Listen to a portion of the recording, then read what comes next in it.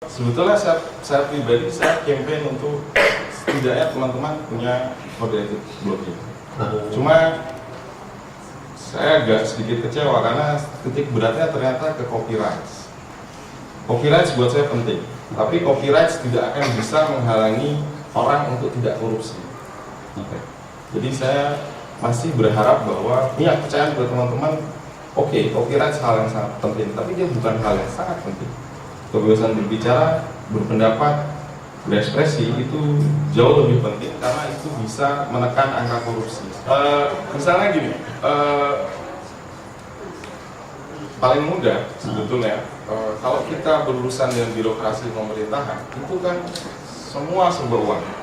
Misalnya di titik saya saja, kalau saya mau minta putusan pengadilan, pengalaman saya dan klien-klien yang saya bela itu selalu dimintai uang cukup besar. Padahal itu adalah hak yang dijamin oleh undang-undang. Ini kan jadi masalah mungkin buat orang kaya bayar 500.000 itu seperti ngeluarin uang Rp1.000, tapi buat orang miskin itu bagian terbesar dari masyarakat Indonesia itu akan jadi problem. Yang ingin saya tekankan bukan soal orang selalu mikir bahwa kebebasan itu boleh bebas ya. Itu salah. Dalam konteks Indonesia itu salah. Kita nggak pernah bebas, menurut saya. Karena misalnya paling gampang, kalau teman-teman pernah mencermati ya perdebatan penghinaan. Ada 9 undang-undang, ada 6 sampai 7 undang-undang mengatur soal satu soal saja, penghinaan. Saya nggak suka dengan pornografi. Tapi bukan berarti saya setuju dengan undang-undang pornografi. Kenapa? Karena sudah ada 7 undang-undang, 6 sebelum undang-undang pornografi ini lahir, sudah ada 6 undang-undang ngatur soal pornografi. Misalnya, KUHP sudah ngatur, undang-undang perlindungan anak sudah ngatur, undang-undang penyiaran sudah ngatur, undang-undang pers sudah ngatur, undang-undang ITE sudah ngatur.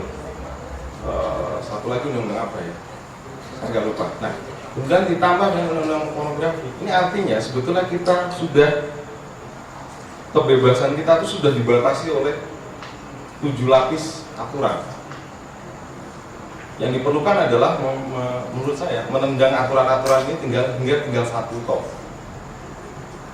Nah ini yang sering nggak dipahami oleh banyak orang. Misalnya dalam isu tadi ya kebebasan. Misalnya banyak orang bilang bahwa kebebasan itu ya jangan sampai nyakitin orang. Ya siapa yang bilang? Cuma problemnya kalau ada 7 undang-undang, kita jadi nggak bebas. Anda jadi nggak bebas. Karena akhirnya nyakitin ke diri sendiri. Karena misalnya kalau teman-teman nulis dan didakwa di online, itu setidaknya kena 2 undang-undang, KUHP dan undang ITE. Kalau motret-motret, off-skin material juga kena KUHP, undang-undang ITE, undang-undang pornografi. Terus saya urusan. Harga lawyer jadi mahal karena semakin susah kan membebasin teman-teman dari dakwaan. Saya senang misalnya ada angimamiri.org ini luar biasa kan, maksud saya pengorganisasian yang bagus dan lain-lain. Saya pikir itu salah satu channeling kalau misalnya kalau ada teman-teman, salah satu teman kita punya masalah hukum karena isu tadi ya, isu-isu pencemaran nama baik, kesusilaan dan lain-lain. Atau misalnya makar, misalnya kayak kalau di Papua, mungkin ada teman-teman Papua, tiba-tiba dia nulis soal sejarah Papua dan kemudian dia dianggap makar. Nah itu sangat mungkin kan. Dan komunitas ini sebetulnya punya fungsi untuk sebagai lapis pertahanan pertama kita untuk bisa sustain dulu. Karena kalau sendirian melawan raksasa, saya yakinkan teman-teman pasti kalah. Tetapi kalau kita ada dukungan, maka kemungkinan kita menang itu jadi sedikit lebih ada, tinggi.